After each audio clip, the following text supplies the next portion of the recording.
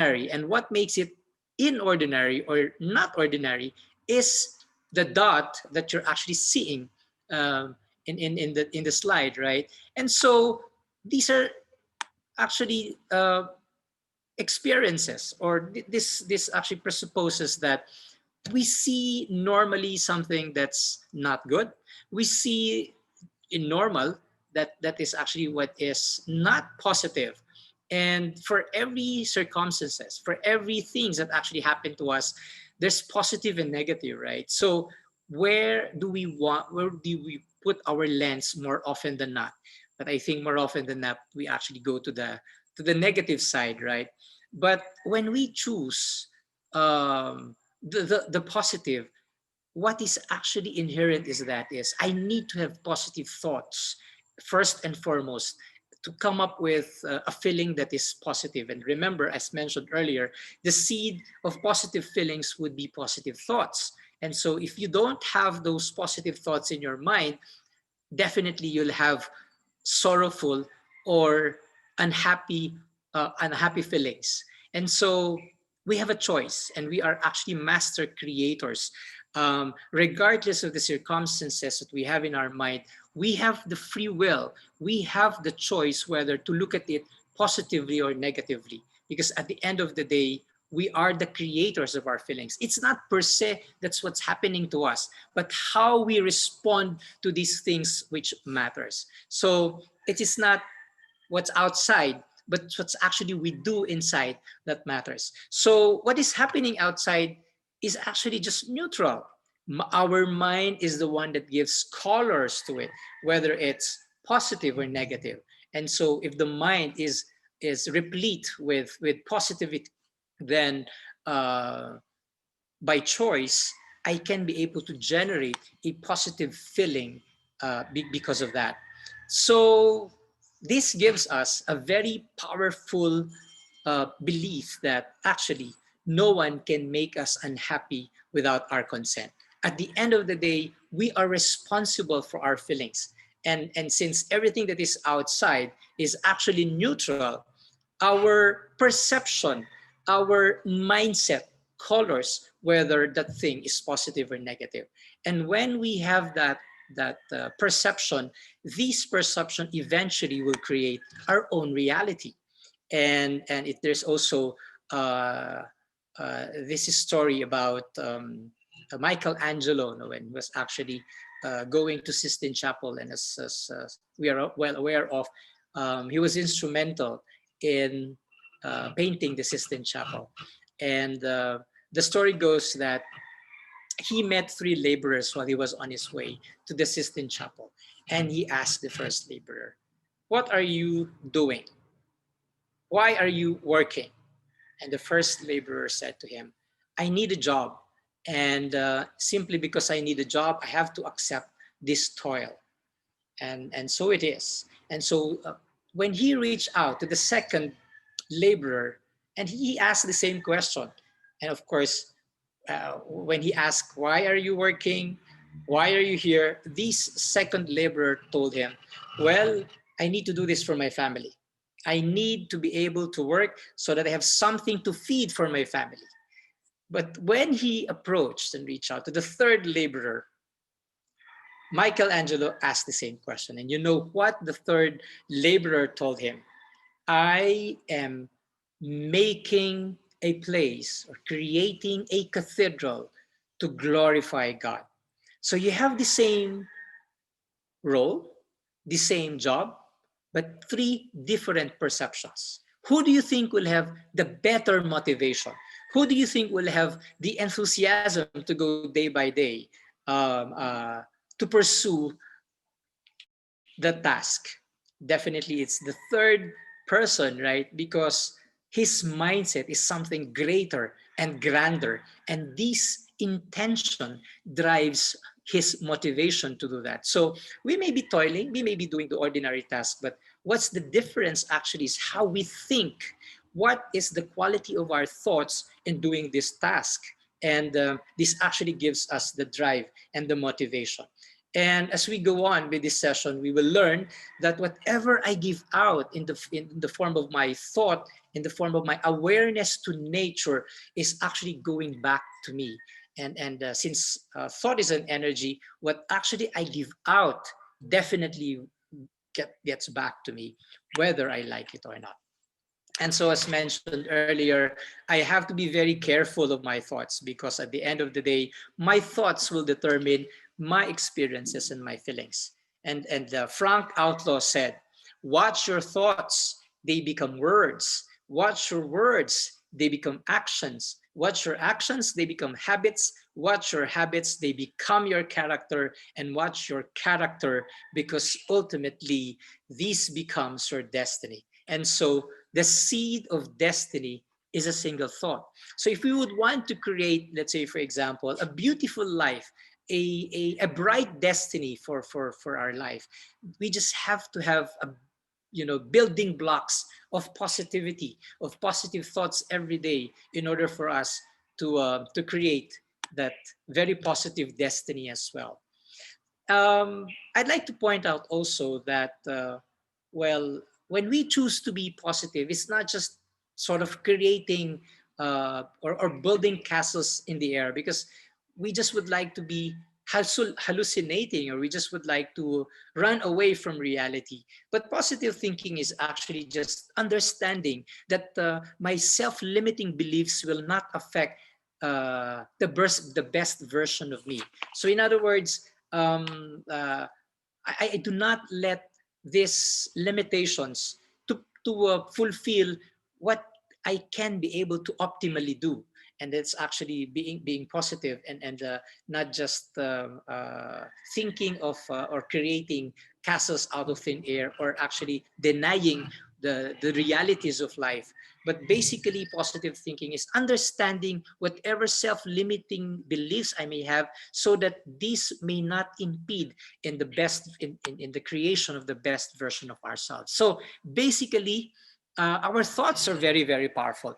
And I'd like to share with you this experiment made by a Japanese researcher by the name Masaru Emoto. For the first time, he was able to prove that consciousness affects matter. And for the first time, science was able to get a full proof of how consciousness affects matter.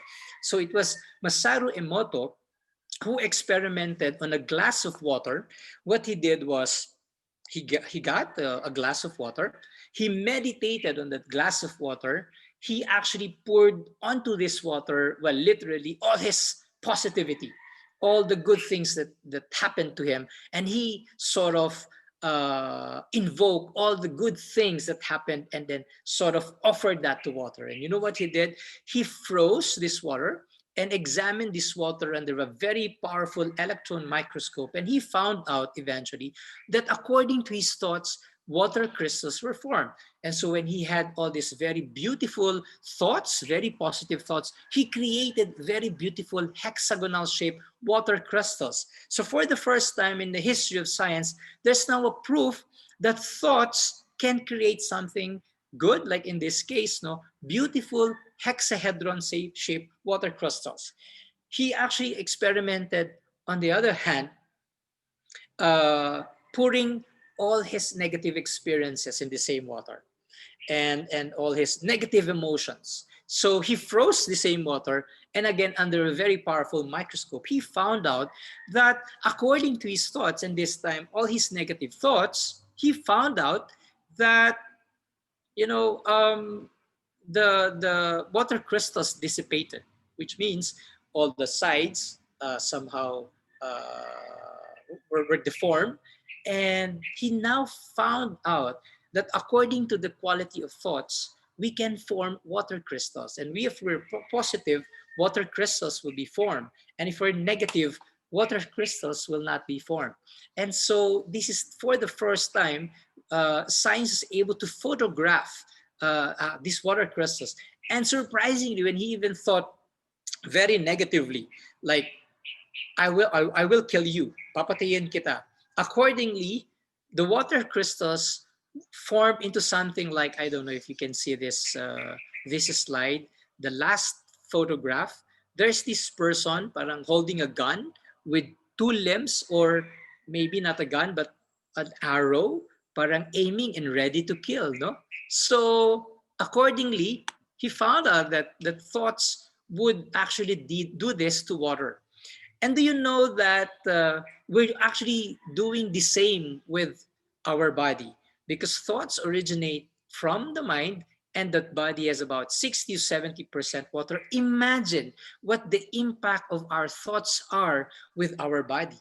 As I mentioned earlier, diba, whatever thoughts that I give out to the universe, actually I receive back, because these thoughts influence the hormones of the brain. So when we are happy, we generate serotonin or happy thoughts, and these thoughts actually influence, or these hormones influence our immune system. And so and there's probably this or some sort of a truth in the maxim, laughter is the best medicine, because when you're happy, the brain releases happy hormones which support and which actually strengthen, these hormones strengthen the immune system, right? So when I have negative thoughts, I am the first person who's right away affected by that. And imagine if a person is constantly negative, no, parating galit, parating bugnutin, lalong-lalo na kung walang laman ang tiyan. Ang sabi nga nila, ang taong parating negatibo, parating nagkakasakit. Maybe there's some element of truth in it, because let's say for example, you're always upset, and your stomach doesn't have any food, no? And when you're actually always upset, the brain releases certain hormones which triggers the production of acid in your stomach. And the overproduction of acid in the stomach causes what? Of course, laceration of the stomach, which is called ulcer. And when you're always negative, you're always angry, your chances are you have high blood pressure, you have hypertension, right? And that's just on us. But what about the effect of our thoughts outside? And they're saying what's happening outside is a reflection of what's happening inside. If what's happening outside, you have more intense, they would say, convulsions of nature, typhoon, earthquake, and tsunamis, it actually reflects on what's happening in our mind.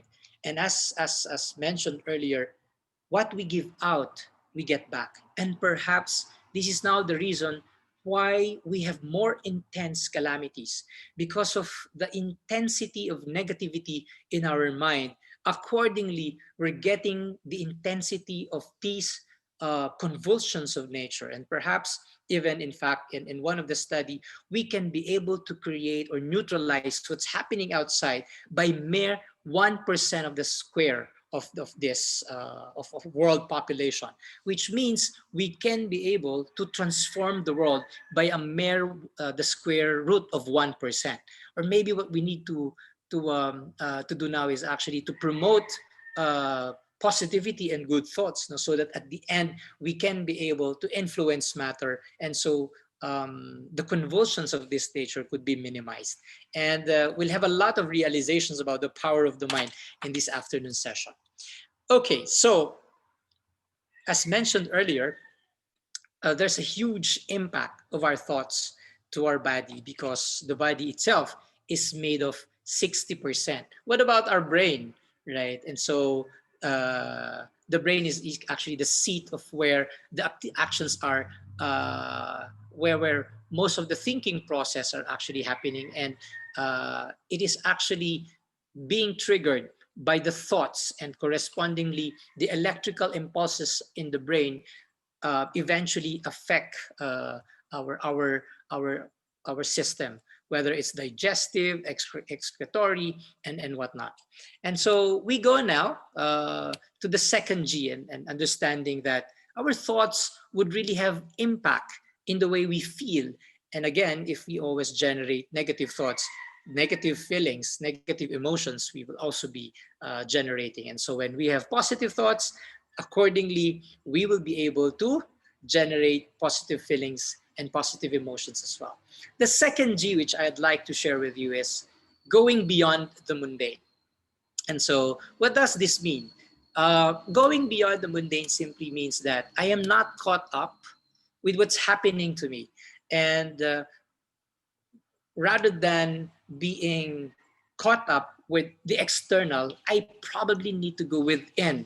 And the safest place to go within, they say, is actually go to my inner self, to be to be within me, because ultimately it's the place of serenity and calm.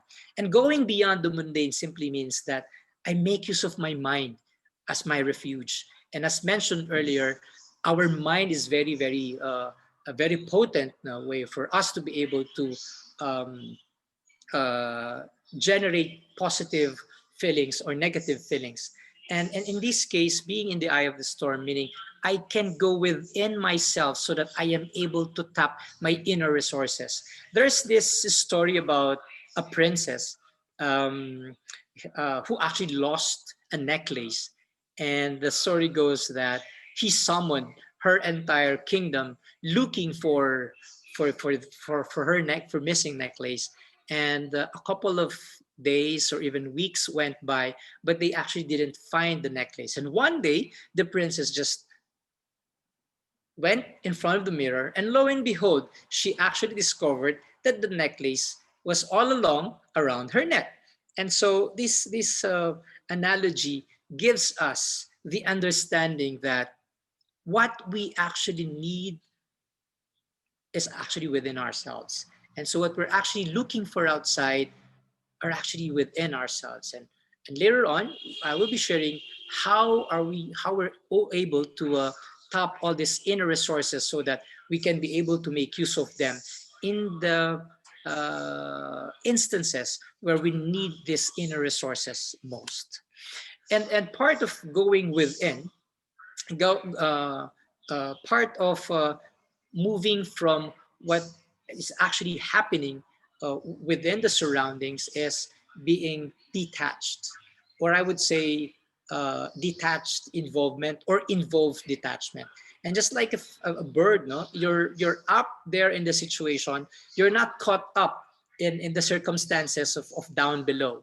And when you're up, you're actually seeing things like they're minuscule, right? So they are beyond influencing you because you're up there, rather than when you're within in that situation, you're caught up in the quagmire, you can easily be influenced. And so detached involvement simply means that I am not emotionally attached to the situation, nor I am influenced by the situation.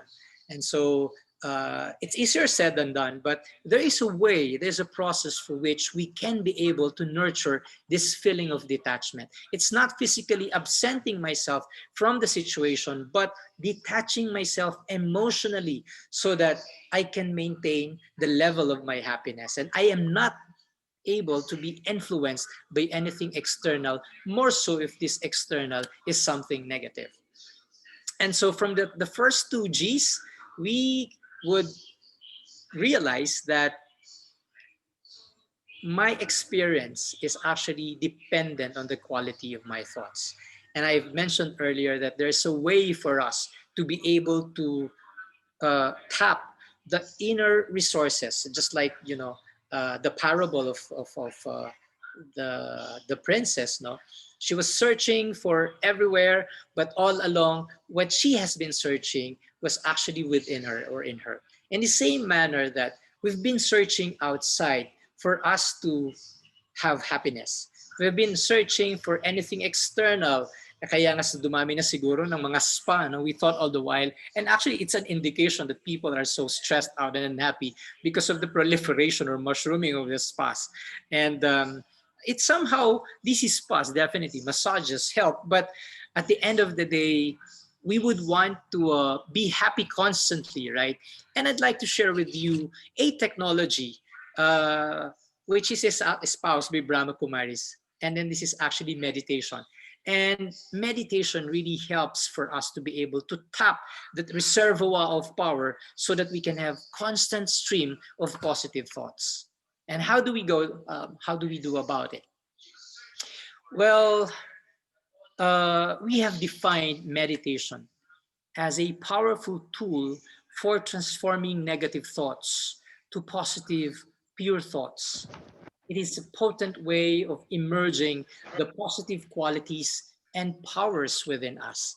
And basically, it's simply, if I have something negative and experiencing negative, meditation can simply help, but by transforming that negative thought into something positive. That's how basic meditation is as espoused with Brahma Kumaris. In other words, meditation is a journey for me to access my inner powers, and it's a very simple way.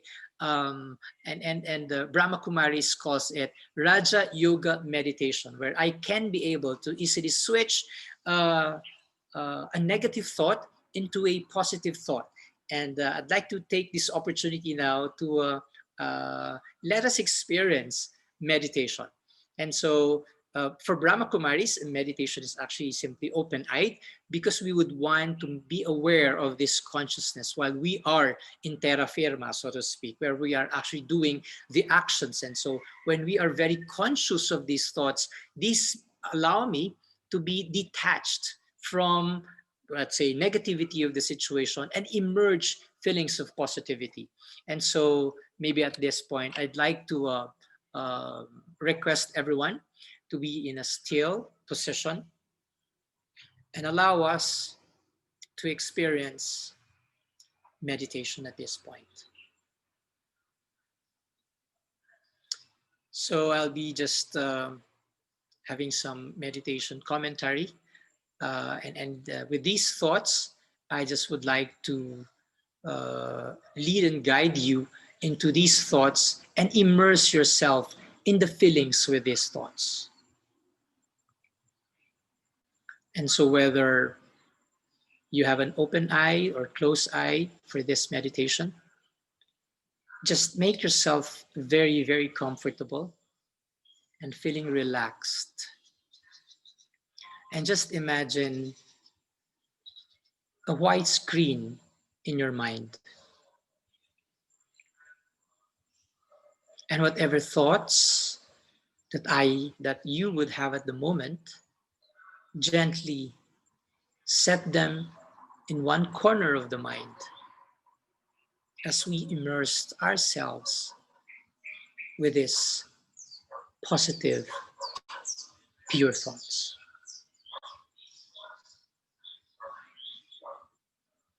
I am a peaceful soul. I am a point of light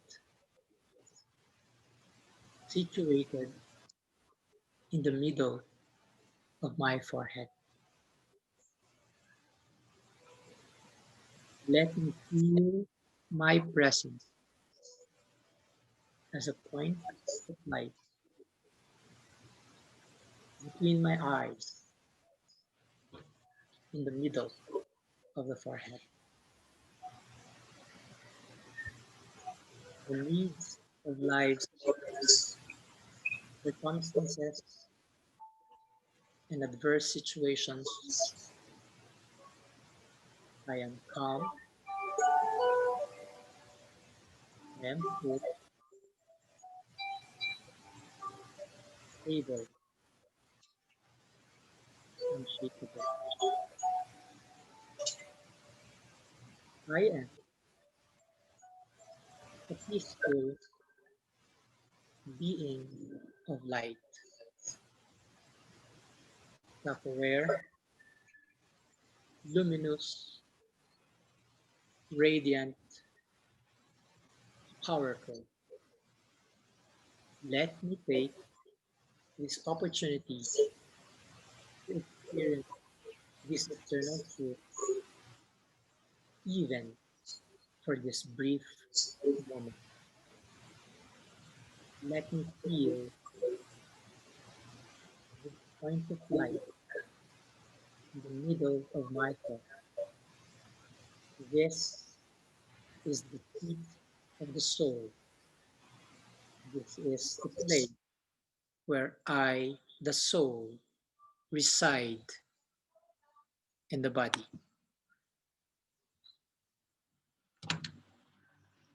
I am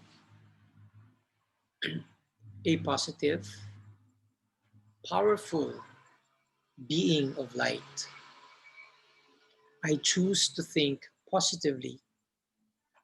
I let go of all negative thoughts. I let go of hurts and pains of the past and worries, anxieties of the future. I am a peaceful soul, a divine being of light. Om Shanti.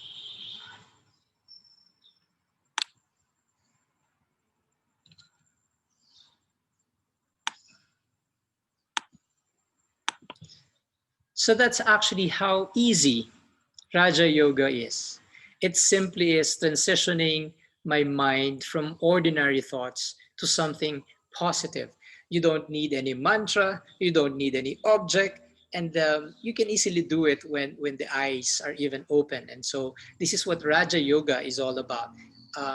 Generating my mind with constant stream of positive thoughts, so much so that when even I'm working, doing mundane tasks, if my consciousness and awareness is actually elevated and positive, you generate that kind of feeling as well.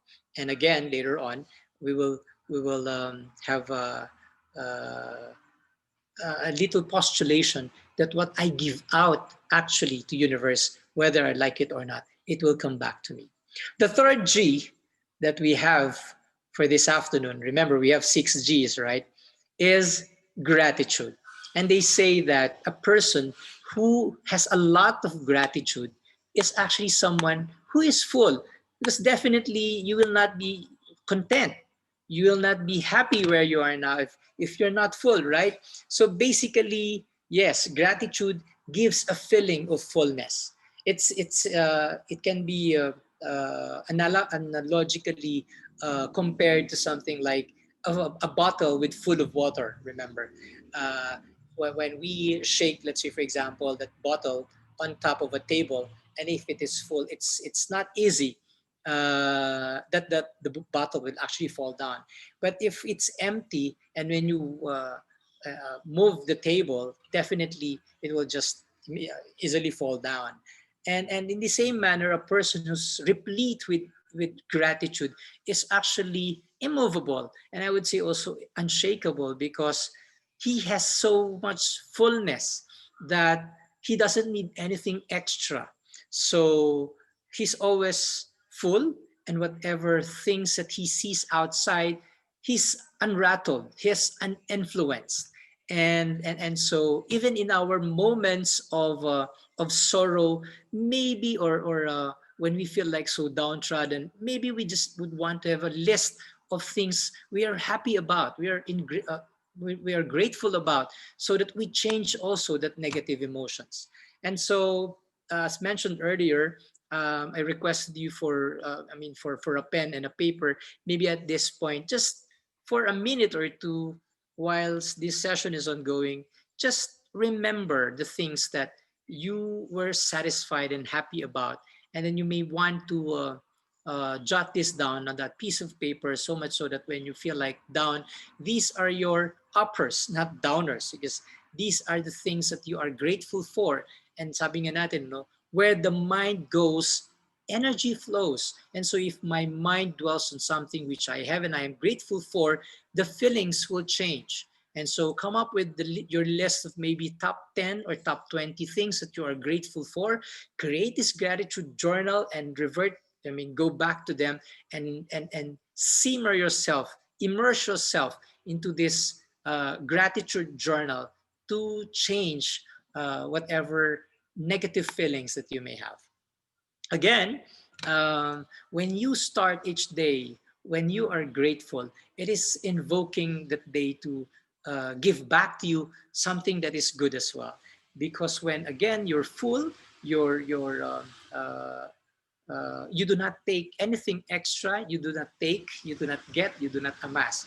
Because when we are not grateful, we crave for something else. We are discontent, and we would actually want to have something more, right? And this is the mentality of a beggar. This is a mentality of someone who would like to get and take. And this is the reason why we have so much sorrow, because when we are not filled up or full, we tend to take something outside of us. And again, when we associate these needs and wants into to something tangible, definitely we will not be able to be satisfied because our happiness is actually dependent on anything physical. But we should be able to realize that happiness is a spiritual thing. Happiness is an inner thing. Happiness is my own power. And if I am dependent on anything outside for my happiness, there you go, there goes your happiness. So anything, anytime when this item or the stuff actually leaves you, your happiness wanes as well. So my happiness should not be dependent on anything outside. And when I value things which I have, when I am content, and we define contentment as something like not the fulfillment of of my desires, but the realization of what I have.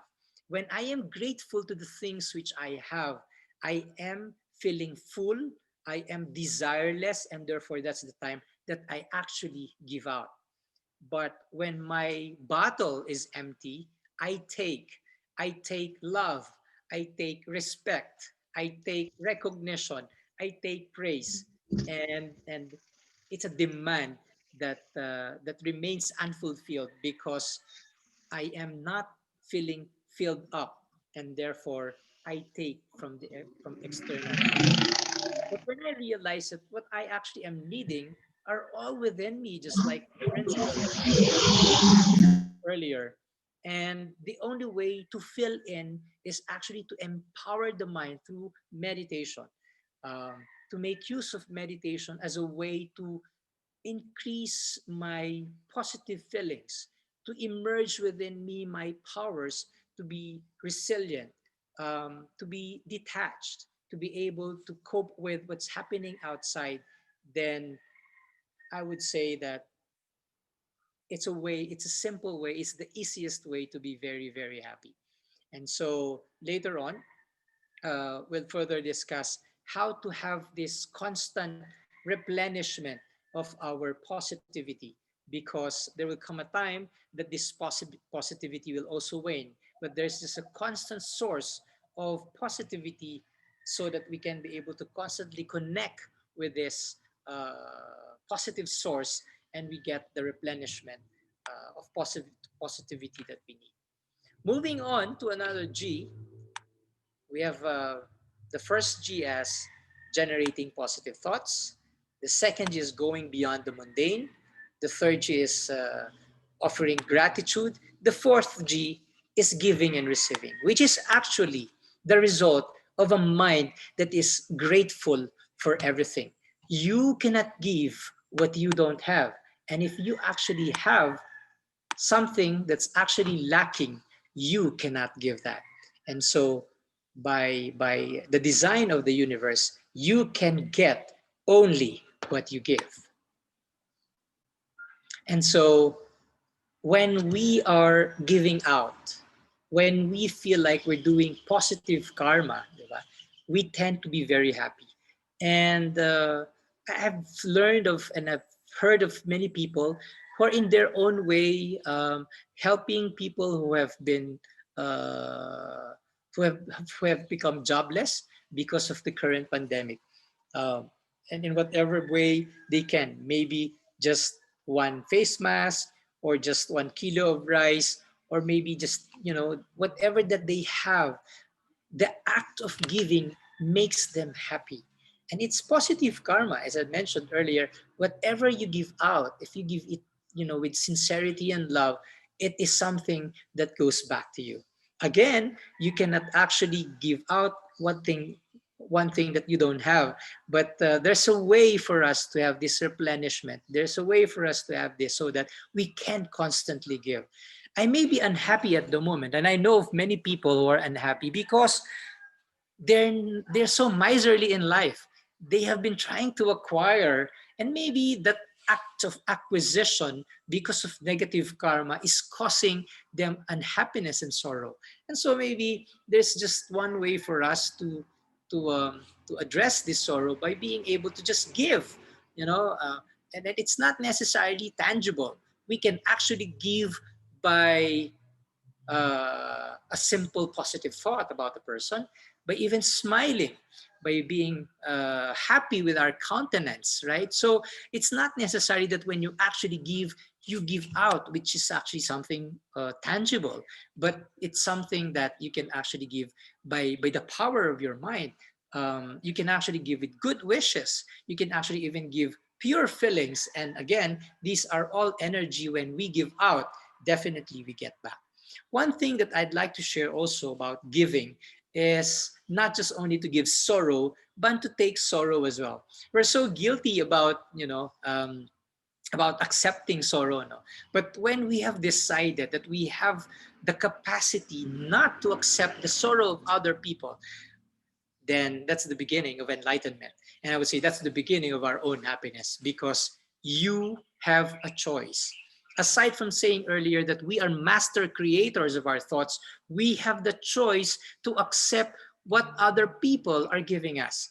There's this story about Buddha, and one of his students was so amused that why Buddha is always happy, and despite the fact that the Buddha has been hurled with insults and invectives and whatnot, the Buddha was actually always happy when one of his students asked him, Buddha, how come you're always happy? And Buddha would reply, if one person gives you a gift and you refuse to take the gift, to whom the gift is left?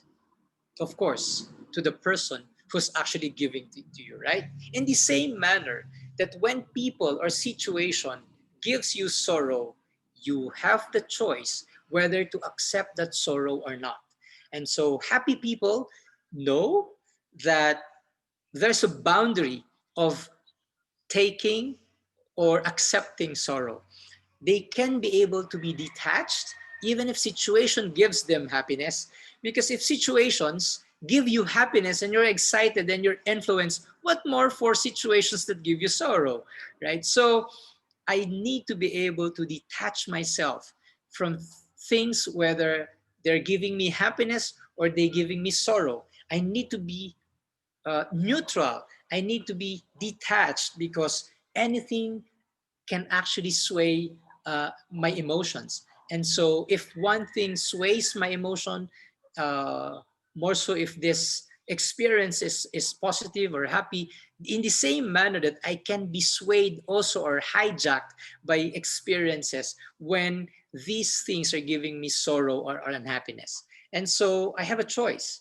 You have a choice whether to take sorrow or not. And definitely, it's positive that I should not be able to give out sorrow, but to give happiness and not take even happiness in return, because it's just like getting the fruit of your action. Let the fruit of your action ripe according to time. But when you force ripening the fruit of your action or the benefits of your action, it's actually just eating the fruit in an unripened manner, or eating an unripened fruit. And so the universe has a way of reciprocating that. Anyway, it's the first law of motion, right? For every action, there is equal and opposite reaction. So whether you like it or not, when you give out something, whether it's tangible or even in the non-physical aspect, the law of nature is that it has to come back, whether you like it or not. If there is a law that transcends both spirituality and science, it's actually this law of motion. For every action, there is equal and opposite reaction. What I give out, I get back.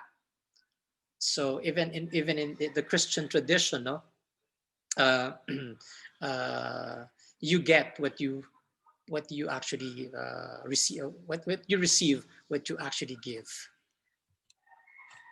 And so there are circumstances where we react to situations. Actually, we should not be able to react to situations, because when we are upset with things and people, through our reactions, that's our own karma. So when people treat you negatively, unfairly, that's actually their karma. And it will be your karma in terms of your reaction to these circumstances. Again, as mentioned earlier, I can be able to have a reservoir of happiness by remaining detached to these situations. Whether in fact the situation is happy or sorrowful, I need to be able to detach in such a way that the mind is not actually influenced by anything external. And speaking of giving, and we know for a fact that when we give out, we get back something in return. We earn happiness, most especially when we give out in an incognito manner. And these are actually some of the organizations are very guilty on this, because when they give out more so, I mean, during the pandemic, with all the PR and photographers and the journalists, they would like to advertise and they would like to make the world know what their act of charity or generosity is doing. But in fact, the return is actually much more when we give out something that is incognito, when we give out something that is silent and not within the bounds of all these newspapers or with the cameramen of journalists. But when we are incognito in giving out, the return actually in our spiritual account is much more, because you did not sort of eat the ripe fruit of your action. As I mentioned earlier, it's just like eating your forcibly ripened fruit, right? So maybe during the day, in whatever way that we can help people, more especially now in times of pandemic, it's high time for us to just probably give out something. It may not be tangible, but it may also be intangible, like good wishes to situations that we're in or other people are in, or basically giving blessings to them, or simply um, giving out positive feelings to situations. So again, I'd like to ask you for a brief moment with your pencil and pen, make a list of 3 random acts of kindness that you can do in each of the situations below.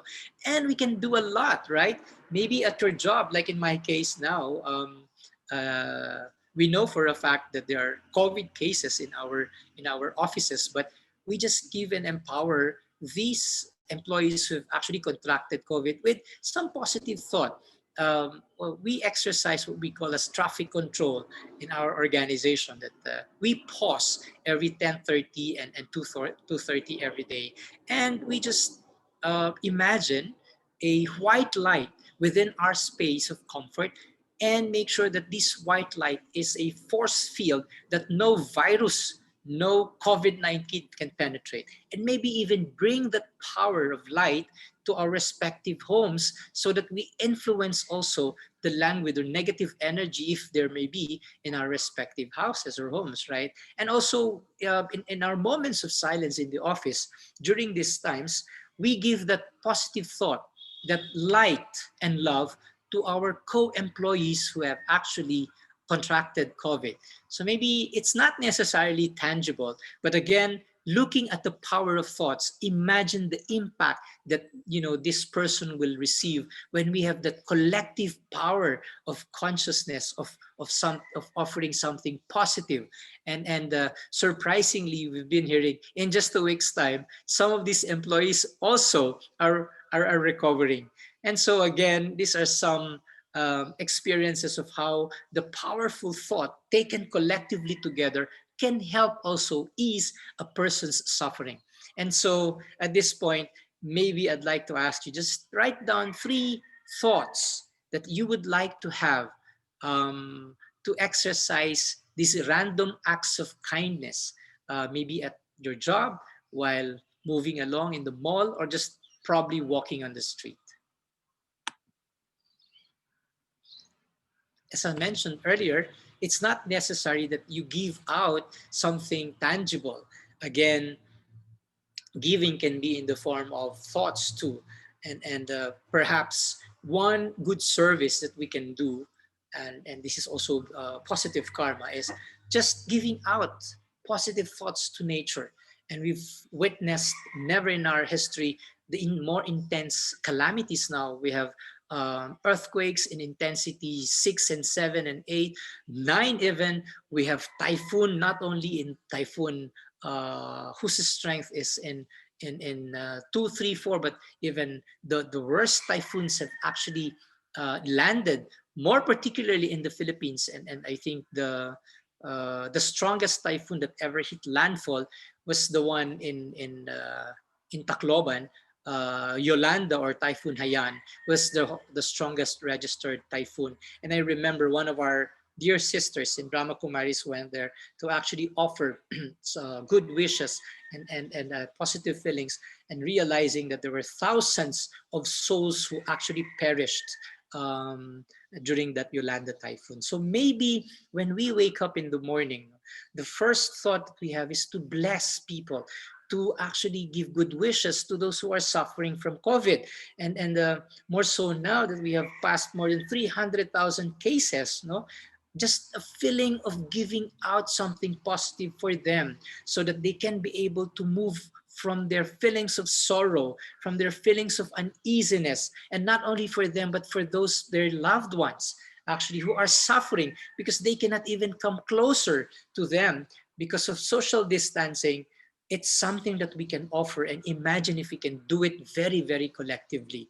And when we give out, remember, it's something that we can actually get, whether we like it or not. Moving on to another G is, so we mentioned about generating positive thoughts, going beyond the mundane, being grateful, giving and receiving. And the second to the last G is getting into the present moment. We are stuck with the pains and hurts of the past. And this is the reason why we're unhappy, because again, the mind dwells to something that is uncomfortable. Remember the exercise earlier on a white sheet of paper. Rather than seeing the white sheet of paper, the mind actually, or the sight, focused on that little dot.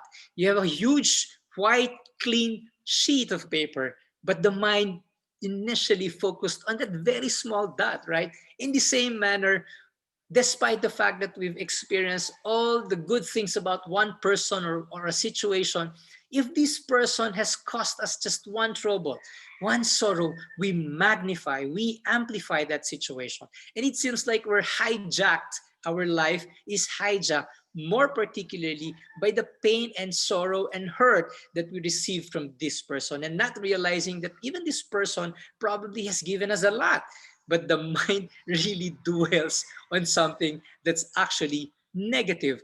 And again, that happened in the past. And what happened in the past, I cannot move on, and not realizing that I can create a better future by using the lessons of the past in the now. And who is actually causing that? I, myself. Because again, the tendency of the mind is to always dwell into the past and amplifying something that is negative, something that is hurting, something that is very painful, and realizing that it is already past. Why we now dwell? We seem to be very sadomasochistic, no? Kung ano yung nangyaring masakit, parati nating inuukil-kil at parati nating inuungkat, maya-maya tayo'y umiiyak na. So sino ang may kasalanan? We are actually causing this pain. In fact, this is a self-fulfilling prophecy. The thing is, it already happened, and yet we would always want it to replay in our mind. And who's causing the sorrow to us? It's actually ourselves. And so give justice to the past and give service to yourself. Forget the past, learn the lessons, apply them in the future for you to be able to create a brighter, happier future. And in order to be able to get that, I just need to be able to accept whatever that happened. And the mere fact that it happened, I just have to embrace it, learn the lesson, and let me not be imprisoned by the past. And tayo yung gumawa ng sariling hawla natin, ano? So move on, remove all these vestiges of the past so that I can be able to create now the future that I want, because at the end of the day, you have the power to create. Remember, you are a master creator. And again, what your perception is about the future creates a lot with what you have now, so that you can be able to create a very positive, happy future by investing your thoughts at the very moment. So if I invest, as mentioned earlier, that the seed of my destiny is a single thought. If I would create a brighter future, a happier future as early as now, not tomorrow, I need to be able to create that positive thought. And whatever pains and hurts that I had before, let them go. Past and past, period. So let me just take courage to forgive, and whatever wrong and wrong I committed to myself, forgive people, forgive myself for probably dwelling into that negativity, and move on. So again, as an exercise, I'd like you to list down the things that you've said, you've done in the past, and you're still regretting today. So what are the regrettable things that others have said that's actually stuck in my mind? Write them, put them into writing, and offer them to the universe by burning this paper. And along while burning it, offer it to the universe and tell to the universe, past is past. I'm not going to empower you anymore. Again, full stop with the past. And finally, make peace with the past. Okay, and so we have 10 more minutes, and I guess we will probably be ending on time. The last G is perhaps to me the most important, is being knowledgeful and being aware of God. We've been sharing earlier about we will really have that power, and there will always be times when this power will be depleted. Definitely there will be moments of time na masasaid na, just like your cell phone, no? Mawawalan yan ng charge at kinakailangan i-connect na naman natin yan. So ultimate source, which is our utilizing our adapter to power, right? In the same manner, we will always have dissipation of energy. Of course, we are living energies, and there will always be entropy, which means energy will dissipate. But there's an ultimate source of happiness where we can draw this powerhouse of happiness and constantly connect the mind, so that we have a constant charging of happiness. Just like in a cell phone, pag nawalan na ng battery, nag-low-bat na tayo, charge lang tayo ng charge, and we can be able to get 100% charge again. In the same manner, when we are down, what we can do is actually uplift ourselves by connecting the mind with the powerhouse. And so when we are depleted with all of the spiritual powers that we have, and even we do meditation, there will always be a time for us to nurture, get back, reconnect to the supreme charger of all. And I call him God, the Supreme Soul. And we all know that when there is mind-to-mind communication, a direct link, there will always be power. Sabi nga nila, where the energy goes, power flows. When I connect my mind to the Supreme Mind, whatever power that the Supreme Mind has, I absorb them.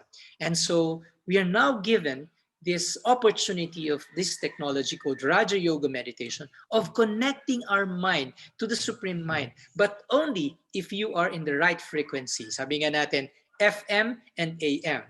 If my mind is in the FM, but yung aking, if God is in the FM, so to speak, frequency modulation, and my mind is in the AM, hindi siya makakapag-connect, di ba? And putting it more analogically, if God's mind is so conscious, but I am body conscious, I cannot be able to connect myself. I am in the AM mode. God is in the FM mode, right? So I need to change my modulation, put it in frequency modulation, FM to FM. And when God is so conscious and I am so conscious, Imagine the absorption of energy. But if I am again external conscious, body conscious, material conscious, there's no way for me to connect to a different vibrational frequency that God has. And so Raja Yoga teaches us to be constantly soul conscious. And this is the most positive thought that I can give to myself.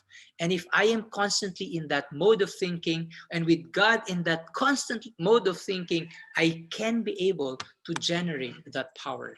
And so I can always do that if I am constantly in connection with God Himself, right? So how can I be able to make sure that I am always connected with God?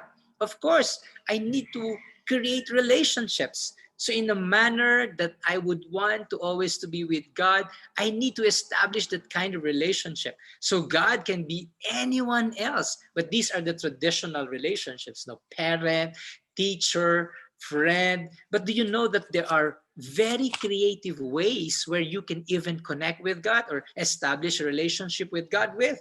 You know what?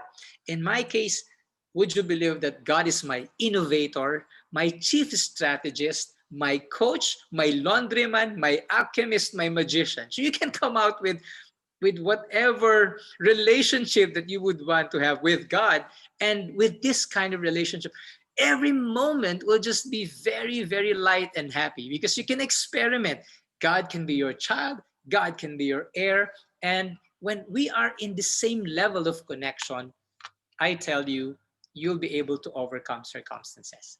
And so we will experiment again in the last 5 minutes on how to accept this love from God through Raja Yoga meditation and being soul conscious. And so at this point, maybe Ed's Ben, we have here a meditation commentary. And I'd like to actually invite you to meeting with God. You may be surprised, no? Meeting God, definitely, because we can actually meet God through our minds. And so I'd like to invite you for the next 5 minutes for you to be more comfortable, be a little light with where you are now. And for the meantime, whatever that you've learned from this session, put them in just one corner of the mind so that we can be able to meet God. And so I'll be playing this meditation commentary, and I just would want you to just flow with the commentary and experience God.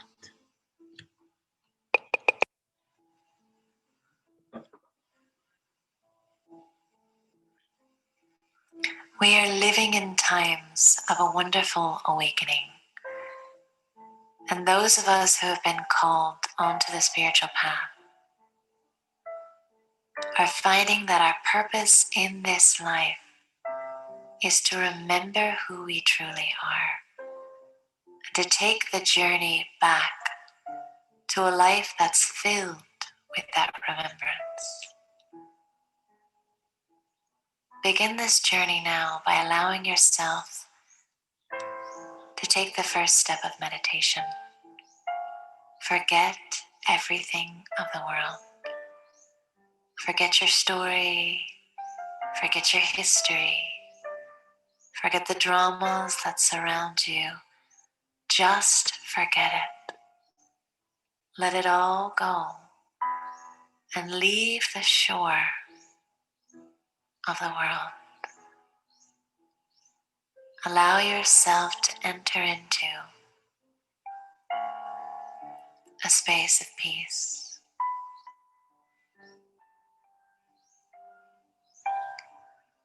Allow this forgetting to naturally carry you into the eternal peace of your soul. Our journey is to return to this peace. And on that return journey, we need the support of the Supreme Being, the highest, most beautiful being in the universe. Allow yourself right now to absorb the light of God. peace of God, the warm and sweet love of God into your being. One of the reasons why it's so important to take this support is that God is that one being who never comes into the body, that one being who never forgets the reality of being the soul. The rest of us go on a journey in this world and develop spiritual amnesia. We become locked into the physical, into matter, into form. But God is that one being who remains beyond it, so that when we are ready to take that journey back to our light, when we no longer want to live in the darkness, God is the Supreme Mother, as the Supreme Father, as the friend to humanity, is waiting to guide us on that journey.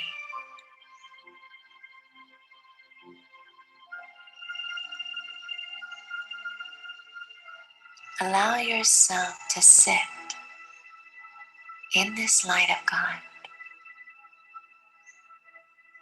to be embraced by it, to allow it to awaken your power. In the love of God, our beauty becomes revealed to us. We feel a deep sense of connection, a deep sense of power, a deep sense of support. And to make the journey back to our true self, this support is essential. This companionship is essential.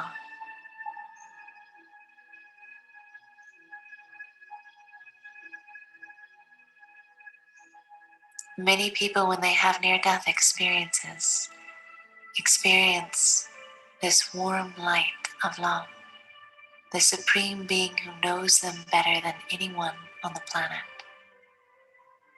But we don't need to die to experience that. We only need to forget the world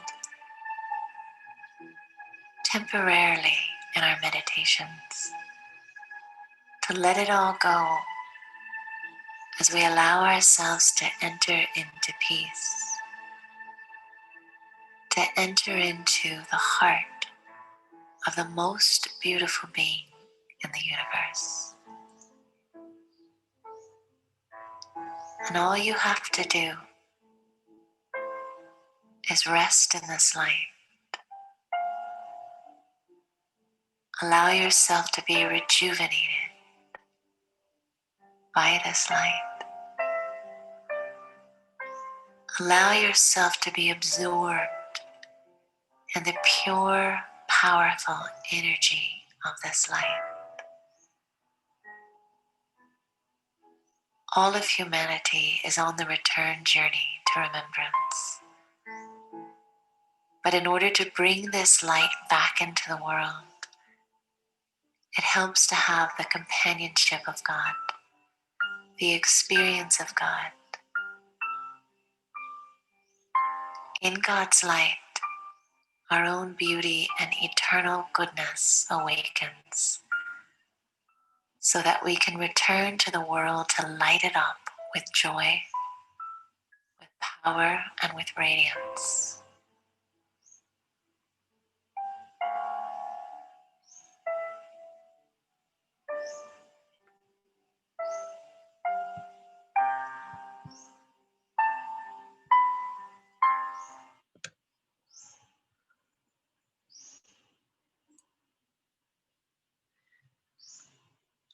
So sorry for that.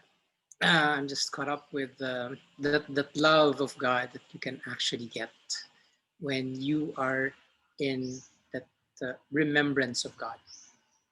And so, just to really encapsulate what we've discussed so far, I'd like to leave you with these three tenets that happiness, after all, is not something that I can get from the outside. While happiness is a journey, it's not actually in the destination per se. So I need to be able to experience happiness while I am and enjoying the beauty of the journey, and rather than just being happy at the end of the destination, right? And also, happiness is a choice. So whether I like it or not, I have to make it a point that no matter what happens, I choose happiness. And when I choose happiness, and I don't dwell on something that is negative or something that is actually sorrowful, I begin to empower myself. I started this session by saying happiness is power, right? And ultimately, happiness is just a mindset. And so, this freedom of the mind I can have, and whatever that is actually happening to me, I have the power to whether or not elevate it in such a way that I can be able to learn the lessons. I can be able to get uh, empowering thoughts that I may have, so that I can be able to overcome and eventually uh, elevate my experiences and my feelings. And so, yes, happiness is power. This, we just don't need to postpone happiness. Happiness is power. It's something that I can just decide that no matter what happens, I choose happiness. But to be happy now. So be happy now, no matter. Maybe at this point, I'd like Here's again a little song I wrote. all of you Might want to sing it note for note. share Don't worry. 6 G's of how to increase your Be happy. happiness, or how to maintain your happiness index. And Sister Salud mentioned Every life we have the some mission of trouble. the happiest people. When you worry, you we will make it actually be, double. we will actually be holding that in the next year, and our company is going to actually give 1 million for a person who's actually happy. Imagine, no? Hindi mo kinakailangan maging mayaman at maging masaya ka. Dapat maging masaya ka muna at darating ang magandang what do you call this? Magandang future para sa iyo. Pabuyan. Isang milyon pa, di ba? So again, thank you very, very much. I would like to turn over you now to Sister Salud. Sister Salud. Yes. Om Shanti. Shanti. Thank you very much, Brother Jonathan. I don't like to add anything anymore to what you have said, because we are so full just listening to you. Now, in behalf of, those who have been sending us text messages, they said they're so happy and grateful that they were invited to this session, because they find the session really very helpful at this time. And just to tell them also that I myself, I sat through it all. And I was just peeping from the window, because, Jonathan is just down there in the garden all by himself. But I could just feel the energy of his happiness coming up to the second floor. And he's just so filled with happiness, no? You could just see how spontaneously he was sharing everything, no, from within him.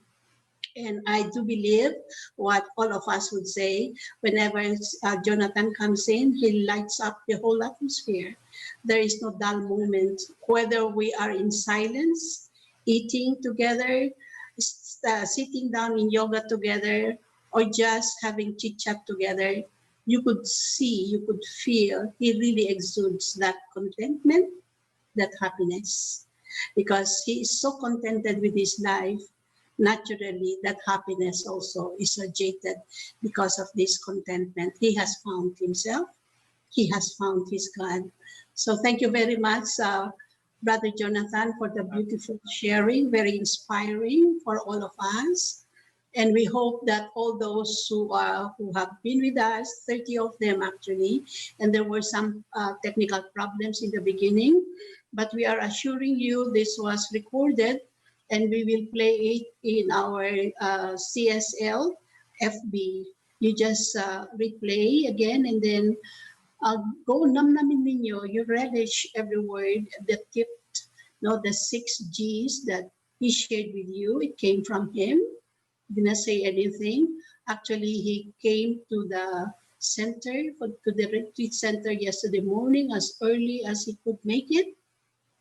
He, he personally prepared himself. Yung bang talagang he immersed himself in the silence and in the love of God. So you could just see, how full he was sharing with us. So thank you, Brother Jonathan, for taking time with us this weekend. In spite of your very busy schedule, and you have made the proper announcement of your one of the campaigns of Laurier, Cebuana Laurier, how to become a millionaire by just being happy. Be happy. And it's possible. You want to be a millionaire, then you join that campaign. The search for the happiest Pinoy. All right. So thank you for being with us. We hope to see you in our future program for next week, October 3. It will again be posted. It is Vision for a Better World. We are in partnership actually with the Catholic Bishop Conference of the Philippines, where they are having this series of talk on environment initiative. Here it is, Vision for a Better World, October 3 to 5 p.m. That's a Saturday. So we are with the GCCM. This was actually Sister Lila and Sister Becky will be joining us again for this program. Anyway, it's now there. All you have to do is click. We will give you our Zoom ID soon. So thank you. Thank you, Jonathan. Thank you. Thank you, everyone, for choosing to be with us and choosing to be happy with us this afternoon. Om Shanti.